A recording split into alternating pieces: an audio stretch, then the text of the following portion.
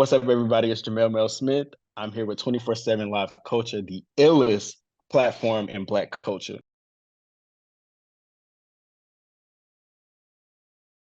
What's up, family? Welcome to another dope episode of Who's Hot Music Exclusive. I'm your host, Omar Cook. We have a dope guest today. My guy has been writing for some dope gospel singers in the industry, some Grammy-nominated artists. He has a dope pen himself, dope vision. He's done some dope things in the music industry. I'd like to welcome everybody, Jamel Smith. How you doing, brother? I'm good, man. How are you? I'm doing well. I'm blessed. You know what I'm saying? It's an honor to have you Good. here. Absolutely. Absolutely. Absolutely. I'm glad to be here, man. I appreciate y'all. Yes, sir. Yes, sir. Like I said, you've been doing some dope things in the music industry. Let's tap in from the beginning. You have a pen that writes not only for yourself but for others. You've written for your father, L. Spencer, as well, who's also a dope vocalist. How did that begin? So well, I got my first placement with my dad. So on his first album, it came out in 2014. So I got my first placement like a few days before I turned 20. And so I just did one record on that album. And so when it was time for him to do the second project, he wanted me to be more involved. And so that specific project took like 5 years to complete. We started it when I was a freshman in college, and then we didn't end it until I finished grad school. So it took a while to get there, but it sort of just ended up, me doing like a couple of records for him, and then he and the producer that we worked with, Adonis, who's a Grammy-nominated producer, amazing producer.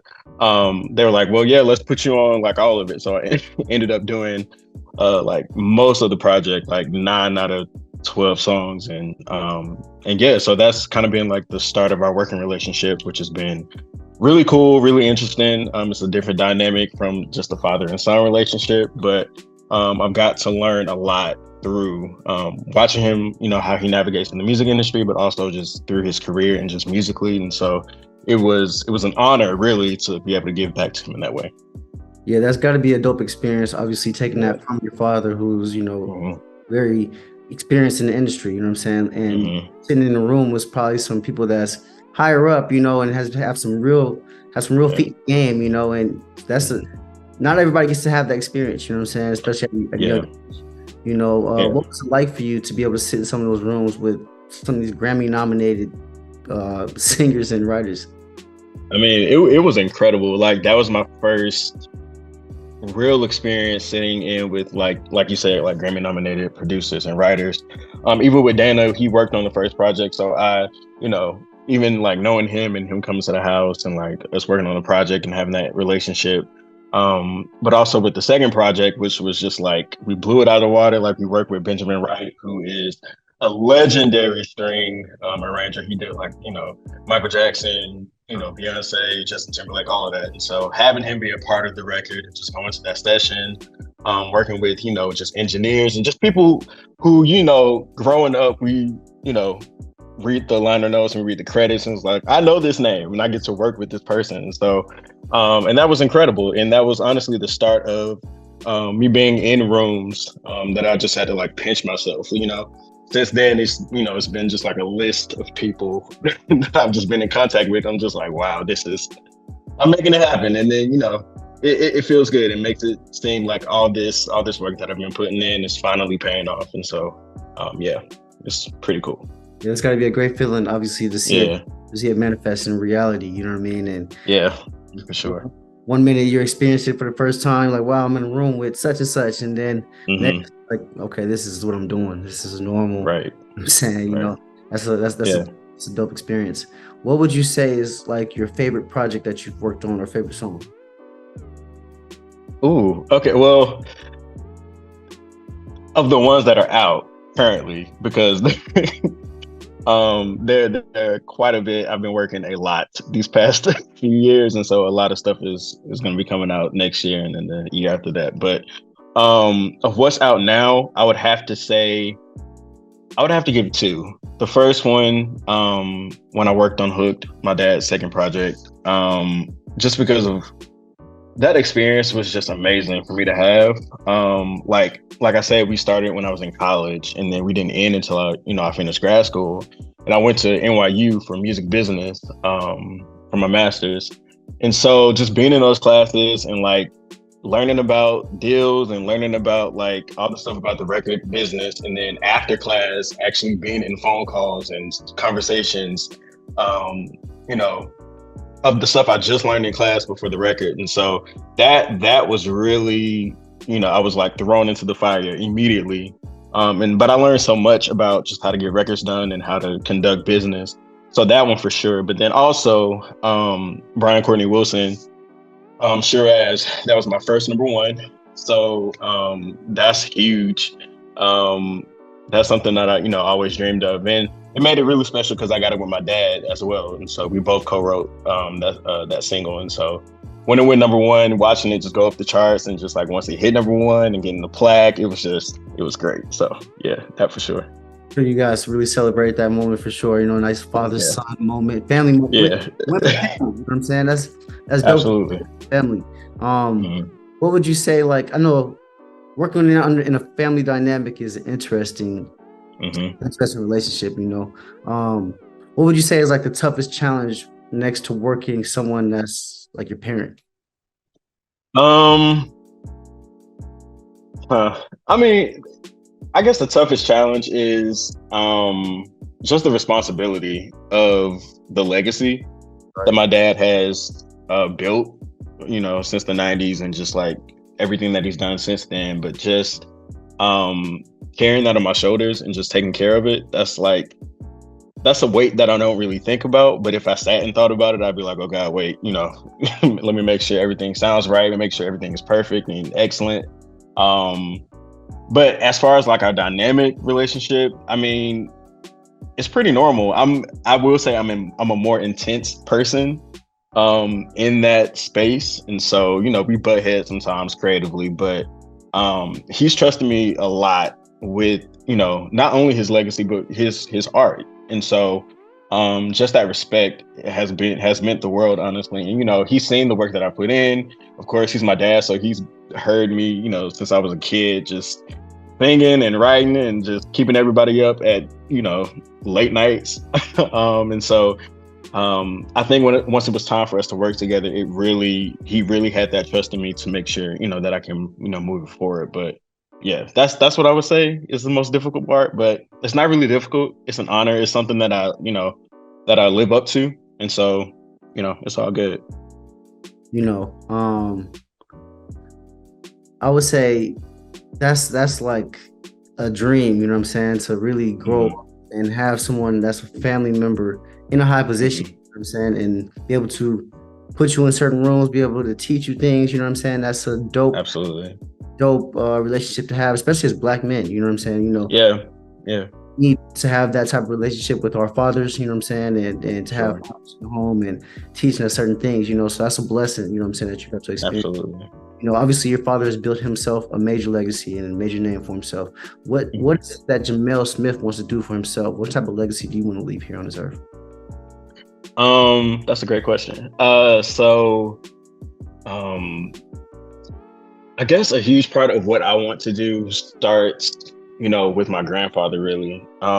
He was the original Music Man. He was the band director. And so it was music in another format. But just seeing how it's evolved from, just being, in education and being in industry, and now what I'm doing, just even, expanding on that, I think is something that's really important to me. The idea of legacy is something that's important to me, and that I'm not starting this, you know what I'm saying? I'm a part of, a legacy. But I want to do more, I want to do more music. I want to go into film. I want to go into writing books. I just have these different outlets that I've always had. I started out, before I wrote songs, I started out, writing little screenplays. And so that's a passion of mine. And so, just taking what I've been gifted, honestly, and just expanding on it, and putting my own twist to it. I have different influences than my father. We sound very differently. We write differently. We just have a different take on music, and I think that's what makes us, when we do work together, I think that's what makes it special. And so that's kind of what I want to do. I just want to continue to expand, and give people, when they hear what I do, when they see what I do, they also see my dad, they see my grandfather, but also they see me. And so that's what I'm, doing right now. Do you have any like dream artists that you want to work with in the future? Oh my gosh, so many. um, I mean, I feel like everybody wants to work with like the usual suspects, like, Beyonce. I would love to have a Beyonce record. I would love to have a Rihanna record. I would love to work with Samara Joy. She's a jazz artist. I would love to work with her. I would love to work with like Haley Williams of like Paramore, like just different people that I grew up on. Kendrick Lamar, I would love to work with him. Smino, like it's a long list. Yeah. And so, I'm going to continue to like manifest it and continue to put it out. Like I had such a wild experience a couple years ago, where I put, something on Twitter that I wanted to work with Leslie Odom Jr. He was in Hamilton, a Tony Award winning actor. And it happened. He reached out via Twitter, and I was a part of his writing camp. Never met the guy before, but he just, he saw what I was doing. He respected what I could do, and it just happened that way. And so I was like, there may be something to this. So I'm gonna keep putting it out and see what happens for sure. So, but yeah, got to keep the journey rolling. Well, that's dope. Absolutely. Take a quick break right quick. Take a word from our sponsors, 24/7 Live Coaching.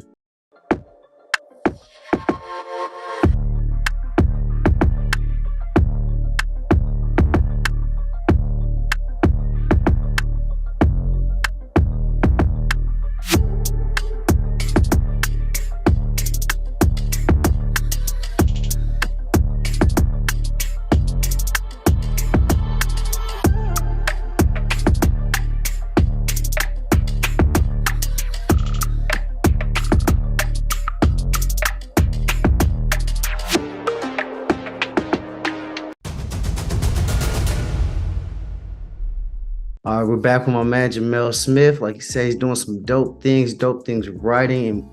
And hey, that's not all you do though. So you have your own company, you know what I'm saying, which is JS Consultants. How did that come about? Reluctantly. I never wanted to be an entrepreneur. Not in that way, because I feel like every creative is an entrepreneur. You kind of have to like figure out what you want to do with your own creative career.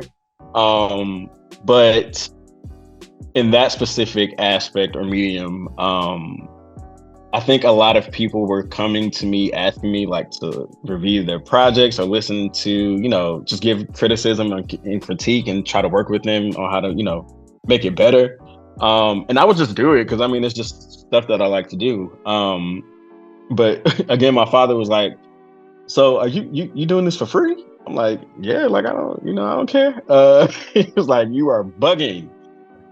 So he's like, "No, make it into a business, actually accumulate some wealth off of it, off of what you do so naturally." And so, I did. It took me a minute to get here because again, I'm not that guy.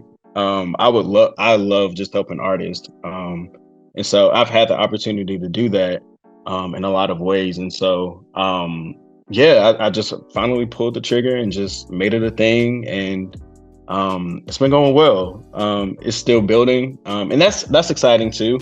That's another aspect of my excitement these days. Just trying to make that work and trying to figure out how to run a business.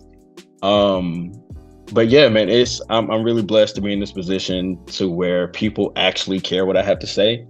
And people look for my help. And so that's a blessing too. And so it's a work in progress for sure. Yeah, when you're doing things at a high level, it's like you instantly become in the teacher's position. People they are gonna ask you, how'd you do this? How'd you do that? Hey, can you help me with this? And naturally, it falls into a business for you, and turns you to an entrepreneur. Probably something like you said, you weren't looking for, but it's just the seat that God had for you. You know what I'm saying? Yeah. What are some things that you learned as an entrepreneur that, that you had to like overcome as a business owner, or that you have really learned that you didn't expect from the beginning? The biggest one is don't be afraid to put a number to your value. That's something that I had like struggled with. And it's mainly because the way that, at least for songwriters, the way that it works is we don't get to choose our rates for the most part. We get royalties, and that's been, established by, the federal government. So we don't really have a say in that. So really just take an inventory of what I can offer to a person or to an artist. And then not being afraid to be like, I offer this, so this is what I charge. Which I feel is like really that can be difficult for a lot of creatives, especially if they haven't had exposure to, business practices. Because a lot of it is uncharted territory. We don't know what to charge most times. It's kind of just off of a gut feeling, and also what we do offer in the situation. And so just standing strong on that, standing strong on what I have to offer, just getting stronger in that, but also getting stronger in like how I, relay that to whoever I'm working with, whether it is an artist, whether it's another business, because I've done that as well. And so, just working on that confidence part, that's very important for a creative to have, especially when entering into, business conversations. So, yeah. Sure. Where do you see your business going within the next 5 years? Do you have a certain goal for that? Huh.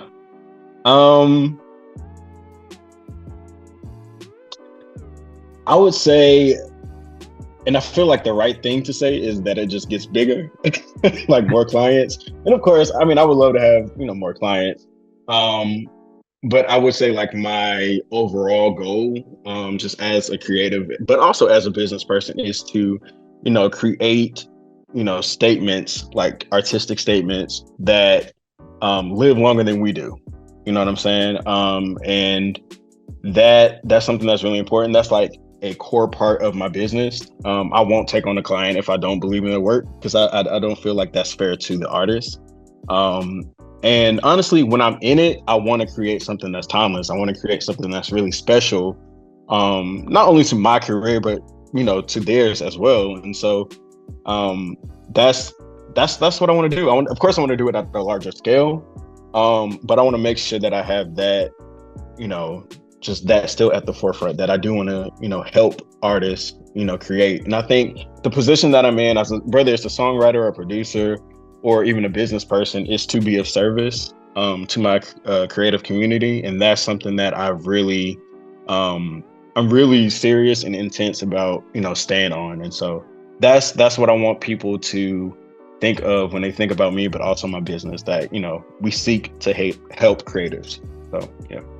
That's the best way to go about business, is being a business service. A lot of times, business entrepreneurs, they get into it and they become greedy, and they worry about just making the money. Making money is a different business, but absolutely, yeah.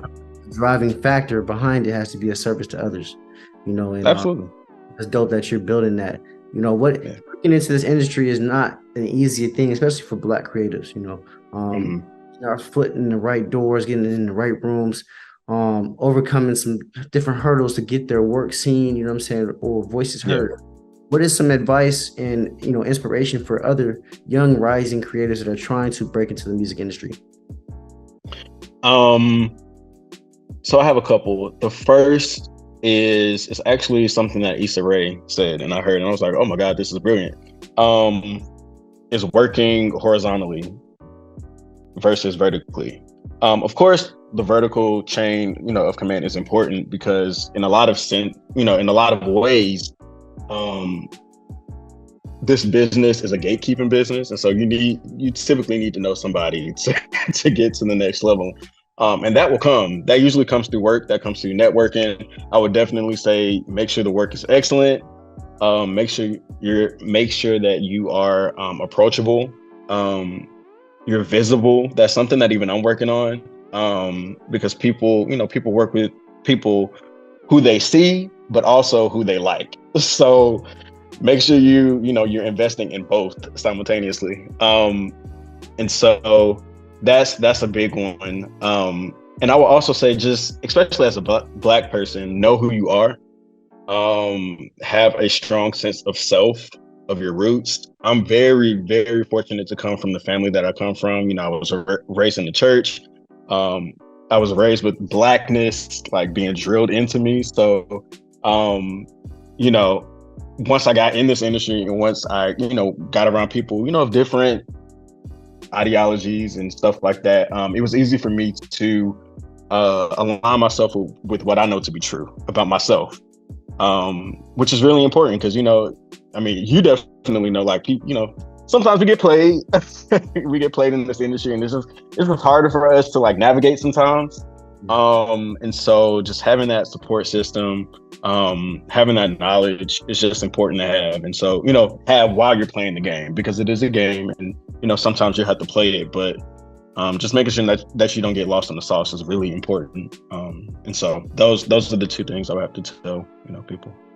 Yeah, for sure. That's some dope advice. In this music industry, especially today's age, we see a lot of negativity in the mainstream. Yeah. Sex, money, violence, drugs dominates the mainstream media. For sure. How do you stay true to yourself in an industry like that, where they're promoting all that, coming from the church background and still having to put out projects that make money for yourself? How do you stay true to the essence of what you're creating? So I'm a context person. Like, context, the word is one of my favorite words. And so I think that I know my context. Of course I can do like money, drugs, sex, like we can, that's easy to write. That's easy to do. Which is why it's done repeatedly. But I'm not even saying that there's not a place for that. But what I'm saying is, as far as like my context as a creative, like my essence, I make sure to follow that. And to just be confident and brave about what I am doing. And the right people, they'll find it, they'll follow it. And I've been really fortunate to be connected to people who like what I do. And I have boundaries for myself. You know what I'm saying? Like, once it crosses a certain boundary, I'm good. Like, I'm not afraid to like leave this behind. I'm not afraid to, find something else, because I am multifaceted in that way. And so, that's how I kind of keep myself straight, as according to what I believe, at least. And so that's really important, and that's something that I've been fortunate to have. Yeah. No doubt. This industry today is obviously changing in a major way. It's leaning towards giving opportunities to a lot more independent creators. You know what I'm saying? Independence is way more higher than it's ever been, because there's obviously way more avenues. Right. Do you see, like, what would you tell like an upcoming artist that's trying to figure out whether to go with a label or to go the independent route? Is it better for them to stay independent, or is it better for them to sign to a label? I don't think there's a better way to do it. It depends on what you're looking for. So if you are an artist and you don't mind being a part of the machine, you don't mind being a part of, a narrative, someone else's narrative, the narrative of the person who's funding your project, then, if you got it like that, if you got the connections, if you got the music, if you have the numbers, because this is a numbers game, and the thing that's different now is you have to have the numbers before you can even enter the building. So if you have all those things, go for it. Like, there's nothing wrong with labels as far as like, a route that you want to take. Funding, we love it. It's great, and it serves its purpose. Like I said, it has context. But if you're an artist who wants, full creative control, you want to say anything, you want to do anything, it may be best to stay independent or align yourself with companies, because now there are companies who, power those types of artists. Try to align yourself with those people. Do your research about these labels. And just don't be, I know it's like a get rich quick scheme, which is really interesting because anybody who's in the music business is like, you rarely get rich quick. But don't go too fast. Like, take your time, make sure you're putting out the right output, make sure you know who you are as an artist, before you make such a big decision, such as either putting up your money to fund a project or putting up someone else's money to fund your project. So make sure you know what you're doing, for sure. Some solid advice, you know what I'm saying? There's a lot of youngsters out there that's signing deals. They don't really know what they're signing sometimes, or there's a lot of people that need the information that you're giving out. You know what I'm saying? So it's dope that you have a consulting business to be able to really nurture young people that need some help and people that want to come up. Right. Where can people find you out on social media, and where can we find your business at? You can find my business, JS Creative Consulting. www.jscreativecon.com. And I'm on socials. I mainly, do a lot of my stuff on Twitter. I am Mel Smith on Twitter. If you're interested in Instagram, I'm rarely on there, but if you're interested in it, it's Lemaj, Lemaj Smith. And yeah, Facebook, you don't need to go in there. So, but yeah, that's where you can find me. Dope. Y'all heard from the man himself. He dropped some dope gems today. Tap in. Jamel, thank you for coming through to the show, brother. We appreciate you. Absolutely. Thank you for having me, man.